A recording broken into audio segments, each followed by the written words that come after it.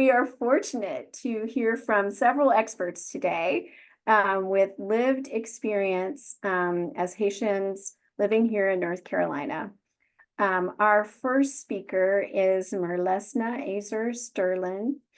Mirlesna is a student services specialist at North Carolina Central University School of Graduate Studies. Her undergraduate degree is in sociology with a minor in Spanish from Framingham State University in Massachusetts. Her master's degree is in higher education student affairs from Salem State University in Massachusetts. And she holds a certificate in community college instruction from East Carolina University in North Carolina. She consults with local institutions around justice, equity, diversity, inclusion, and change management, and assists with interpretation and translation. Mirlesna was born and raised in Port-au-Prince, Haiti. She is the co-founder and chair of Haitians of the Triangle.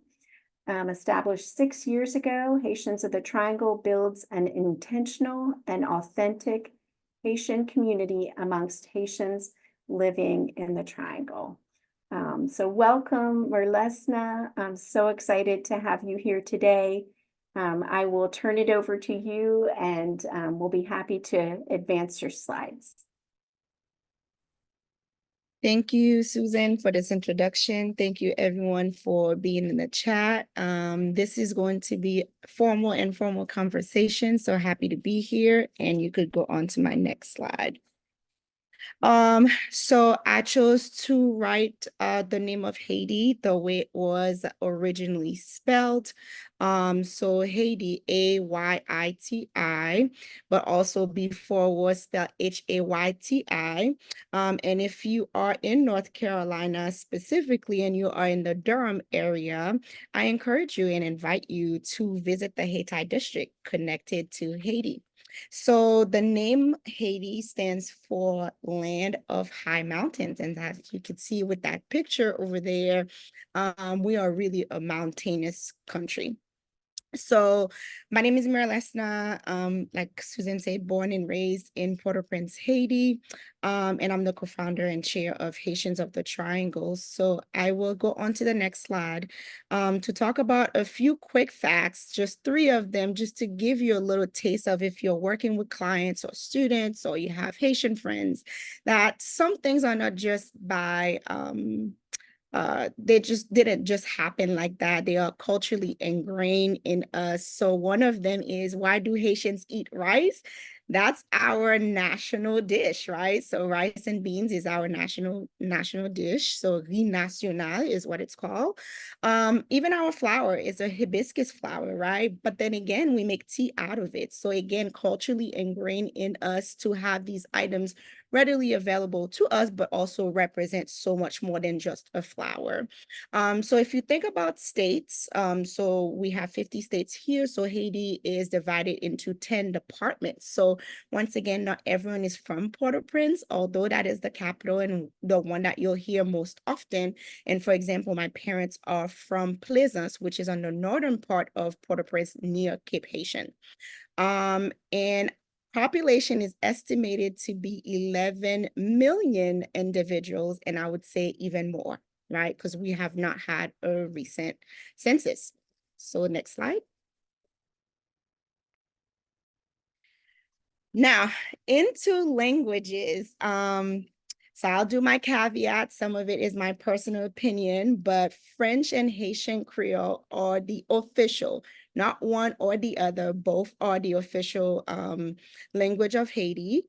And I would even say, that's the caveat, 100% of Haitians speak Haitian Creole, whereas maybe not the majority of Haitians speak French. So my ask is always to have Haitian Creole readily available more than French. So, and again, if you think about French being this language that the colonizers, I would say, have encouraged us to think of as being better, or being, what's the other word I can use?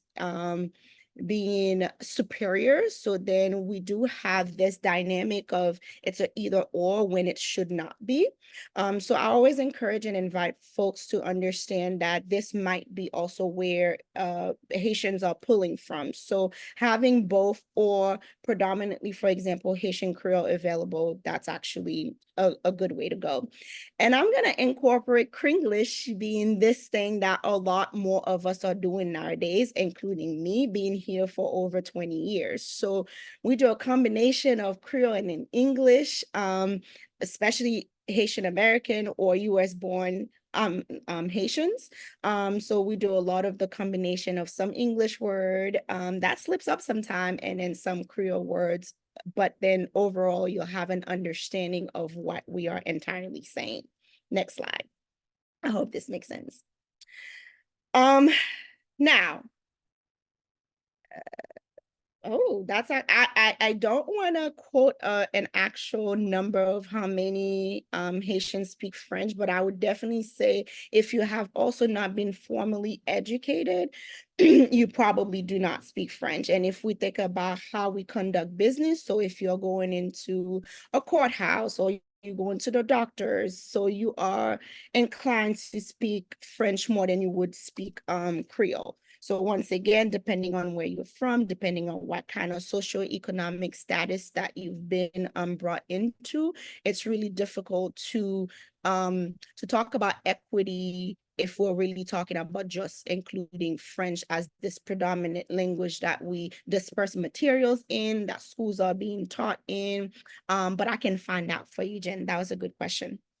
But French is definitely the language that is being taught at most institutions. Thank you for that. Now, these next two slides, as you know, a Haitian born is one that I would love to skip over, but cannot, just to give context and background as to what is currently happening in Haiti. Did not happen overnight. It's been consistent, what I would call, or systemic collective efforts, policies, and doings that have happened in the last 10 to 20 years that continue to negatively impact us, Haitians, oppressed us and leave us 10 steps behind. So I'll pick up a few of them. So we all know the earthquake happened some years ago, right? But we're still seeing some repercussion of that earthquake, right? Some places are still not being built back up. And so from 2010 and 2011, the political leaders that were in power once they were elected, there was always a contested election, as in if they were not legitimate. So these leaders were Michel Joseph Martelly. He was in office from May 2011 to February 2016. Then a second president, which is Jovenel Moïse, who was assassinated in power, deemed to be from the same political party as him, again, contested elections. Then we go into this period where there were a lot of protests in Haiti about these funds that were mismanaged. We know that's factual what has happened, but to date, no one has been brought to justice. Now we go into COVID pandemic. There has not been an election since 2016. That's a long time. So the president then that was assassinated was ruling by decree. So if we think about our American government, you don't have no check and balances. There's no telling as to what is happening or not happening. On August 14, there was another earthquake which hit the southern part of Haiti. Once again, anytime that we have natural disasters, that put us 10 steps behind. I'll talk about smuggling in the next slide.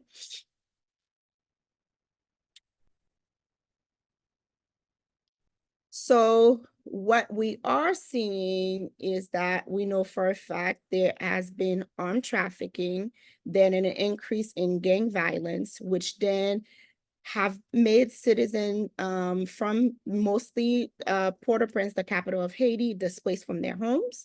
And then we are also seeing a lot more kidnappings, gang violence, which resulted in what currently just happened in the last, 2-3 months, is that there's been a prison break. So almost all of the prisons in Haiti, that has happened too. So that was March 2nd. That then halted flights to Port-au-Prince.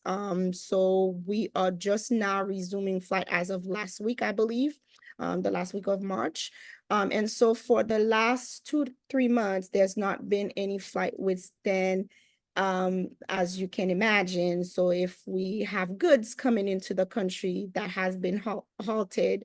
And so hunger is something that right now a lot of, whether it's you are NGOs or any organization, you're really thinking about how to critically deliver aid and help to Haitian people. Now, in saying all of that, despite what might sound chaotic, we also do know deportation flights are still happening, regardless if there was COVID or what was happening. And if you go on the Department of State website, Haiti is currently at level 4 of do not travel list.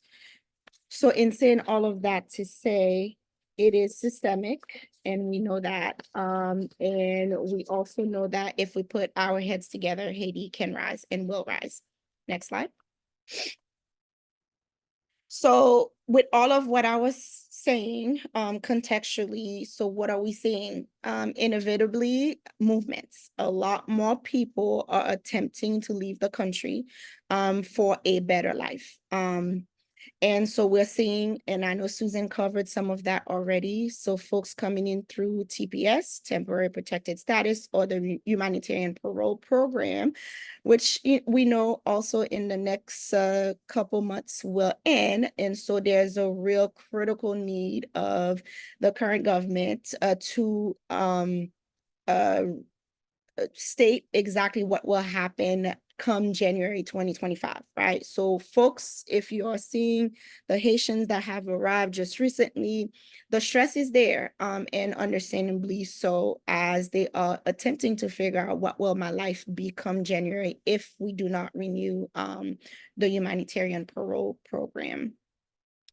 And this number is both alarming, as we see that Haiti is ranked number 15 for the top 25 nationalities of US immigrants. So a lot more of us are here, and a lot more of us are here in North Carolina.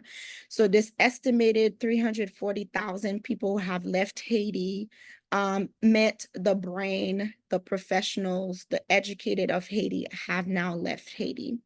And once again, alarming for the future of Haiti. Next slide. So in any states, and even here, we are seeing religious organizations, social groups, nonprofits, and businesses coming together to keep the culture alive.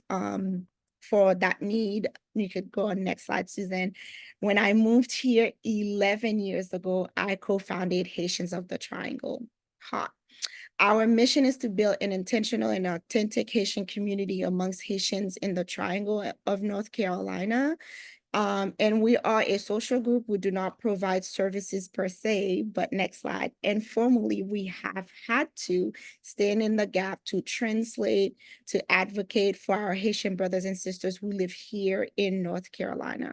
So one of the examples of a subgroup we have formed is this welcoming the Haitian newcomers who are here through insert any means, TPS or have crossed the border. So my aunt is one of the leaders, and literally we set a timer for 30 minutes. We go around our houses and find any household items that we're no longer utilizing. And we will donate that to the newcomers to ensure that their homes are equipped and they can start their new lives in Haiti. So some of the things and we provide informal interpretation or translation for them as they are trying to enroll their kids in school or trying to go to doctor's offices and doctor's visit. Sometimes if none of us are available to drive them around, we will collect funds for Uber rides to and from their appointments. And so those are the ways we have, again, found the gap, we stepping in. So what we're asking collectively is that if there are resources available that you're aware of, please let us know. If you would like to collaborate, please let us know. If you have free time, also able to assist or know somebody you can, I won't use the word volunteer, but can give a quick nudge to say, hey, these are the needs that we are in needs of, please also let us know. I will drop contact information for Haitians of the Triangle, but I'm entirely grateful to be here. The work needs to continue. And I think this is my last slide, but I will leave you with a quote that I shared in a talk that I gave about 2 weeks ago. And I'm seeing a lot more Haitian American or Haitians who are here wanting to fight for. If you want to change the story, change the storytellers. So for so long, the story about Haiti has been so negative. We are changing that narrative.